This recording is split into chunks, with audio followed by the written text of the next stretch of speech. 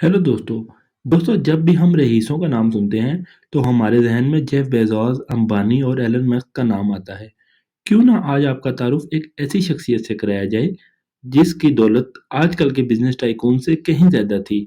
हम बात कर रहे हैं माली में पैदा होने वाले एक ऐसे बच्चे की जिसने सल्तनत माली पर 25 साल हुकूमत की और माली की किस्मत ही बदल डाली। उसका नाम मूसा था, जो 13वीं सदी में माली की सल्तनत में पैदा हुआ। कौन जानता था कि यह बच्चा बड़ा होकर इस दौर का सबसे ज्यादा ताकतवर और अमीर इंसान होगा।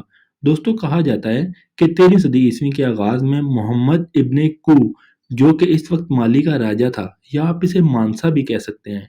मानसा माली जुबान में राजा को कहा जाता है। मोहम्मद इब्ने कू ने 200 बैरी जहाज बैरी ओकियानूस, जिसे अटलांटिक ओशन कहते हैं, कि उस पार अपनी सल्तनत को बढ़ाने और हमला करने की गर्ज से भेजे, जो कि बदकिस्मती से कभी वापस ना आ सके।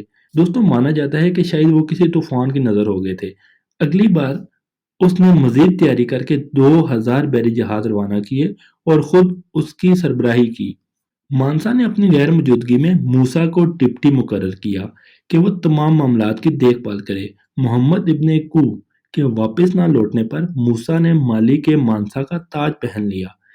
इसके ताज पहनते ही माली की किस्मत ही बदल गई। कहा जाता है कि माली की मईशत दो चीजों पर मुनहसर थी, एक नमक और दूसरा सोना। इसने इन दोनों की ट्रेड पर इतना टैक्स लगा रखा था कि दिन ब दिन माली खुशहाल और ताकतवर होता रहा और अपनी अरूज की बुलंदियों को छूने लगा।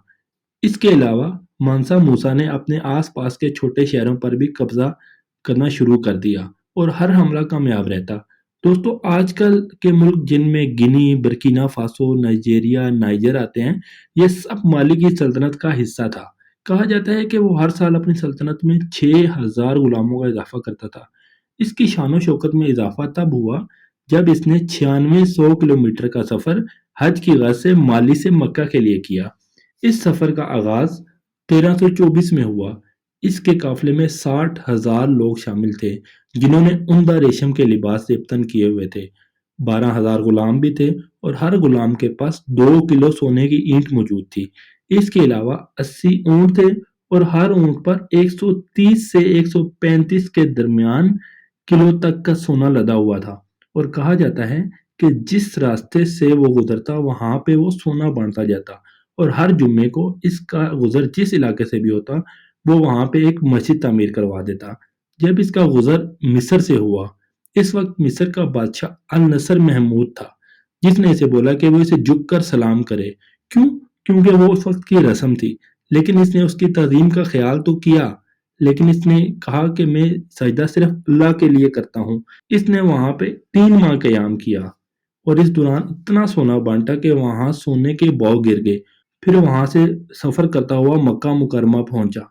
मूसा की सखावत मक्का मुकरमा में भी जारी रही। इसने लोगों को तहफ़ दिए।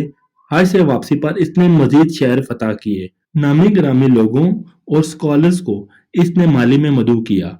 इसके अलावा शुमाली अफ्रीका, उंदलस और स्पेन से माहरीन की खिदमात हासिल की और मजीद अच्छी अच्छी इमारत बनवाई और माली की सल्तनत को बेहतर से बेहतरीन करता गया।